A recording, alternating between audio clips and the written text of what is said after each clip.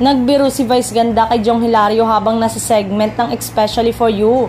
Habang kinakausap ni Jong ang isa sa mga contestant, sumabat si Vice at inudyukan si Jong na pagsabihan ng kalahok. Hirit pa ni Vice, talakan daw ito ni Jong para mabash din daw siya at nang dalawa na silang nababash. Matatanda ang nag-ugat ang kontrobersyang kinasasangkutan ngayon ni Vice Ganda matapos niyang sawayin ng isang kalahok sa naturang segment. Talakan mo para mabash ka din, hirit ni Vice kay Jong. Naging dahilan ito ng tawanan sa studio ayon kay Vice. Bago magpaalam sa show, humirit pa ang kabog-gabol tungkol sa mga sali ng sali na hindi naman kasali.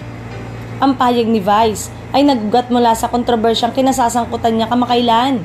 Matatanda ang pinagalitan ni Vice ang isang kalahok sa segment na ito na naging sanhi ng pagkabash sa kanya ng mga netizen. Naging usap-usapan kasi ang pag-share ni Miss Q&A Season 1 Grand Winner Juliana Pariscova Segovia sa makahulugang Facebook post ni dating hashtag member Nico Natividad patungkol sa pagkaawa niya sa dalawang contestant sa TV na napahiya raw.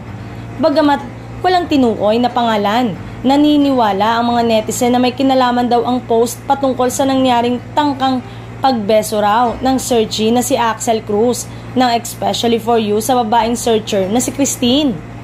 Sa ngayon ay burado na ang post ni Nico, subalit marami sa mga netizen ang nakapag-screenshot nito at pinulutan na sa social media. Isa nga sa nagbahagi nito ay si Juliana na balibalitang nagkaroon din ng di pagkakaunawaan kay Vice Ganda, lalo na sa kasagsagan ng halalan matapos magpakita ng suporta ang una sa unit team.